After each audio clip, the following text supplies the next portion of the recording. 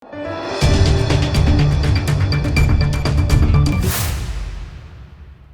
દર્શક મિત્રો, આપ જોઈ રહ્યા છો લોકમૈત્રી ન્યૂઝ. હું છું એન્કર અમિતા પટેલ. હવે જોઈએ અગત્યના સમાચાર.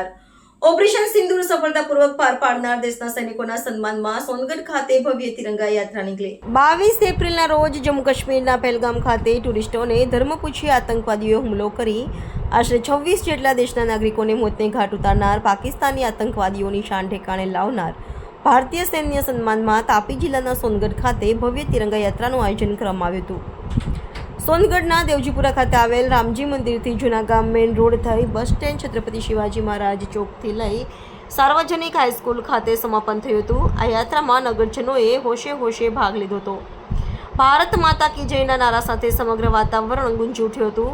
ધારાસભ્ય શ્રી જયરામ ગામિત, જિલ્લા ભાજપા પ્રમુખ સુરજભાઈ વસાવા, જિલ્લા ભાજપ માજી પ્રમુખ મયંક જોશી, જિલ્લા કોંગ્રેસ મંત્રી જયુભાઈ સિંધે, જિલ્લા ભાજપ મહામંત્રી રાકેશ કાચવાલા, માજી કોંગ્રેસ પ્રમુખ રમેશ ગામિત, યુવક મંડળ પ્રમુખ ભરત સિંધે, નગરપાલિકા પ્રમુખ સારિકાબેન પાટીલ, નગરપાલિકા કારોબારી અધ્યક્ષ હેતલભાઈ મહેતા, ઉપપ્રમુખ પ્રકાશભાઈ ગામિત, શાસક પક્ષના નેતા યોગેશ મરાઠા, દંડક વિજયભાઈ વસાવા, નગરસેવકો, કોંગ્રેસ અને ભાજપના આગેવાનો તેમજ મોટી સંખ્યામાં નિવૃત્ત સૈનિકો હાજર હતા. આ કાર્યક્રમ તાપી જિલ્લા માજી સૈનિક સંગઠન દ્વારા યોજવામાં આવ્યો હતો. રિપોર્ટર વિકાસ પાટીલ, તાપી. લોકમૈત્રી ન્યૂઝ સાથે જોડાયેલા રહેવા અમારા યુટ્યુબ ચેનલને સબસ્ક્રાઇબ કરી ફેસબુક અને ઇન્સ્ટાગ્રામ પેજને લાઇક અને શેર કરો.